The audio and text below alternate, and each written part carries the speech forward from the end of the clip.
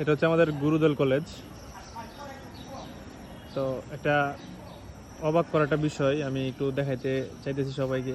একটা কাঁঠাল গাছ। তো দেখেন গাছে কিন্তু অনেক কাঁঠাল ধরছে।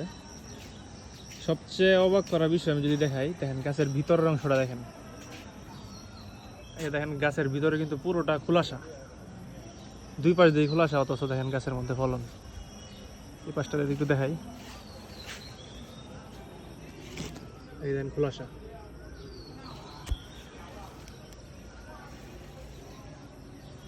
অথচ গাছের মধ্যে কিন্তু ফলন ধরছে। এটা কিন্তু আল্লাহরই একটা কুদরতি সিস্টেম। দেখেন অনেকগুলা কাঁঠাল কিন্তু ধরছে গাছের মধ্যে। বিষয়টা কিন্তু অবাক করা একটা বিষয়।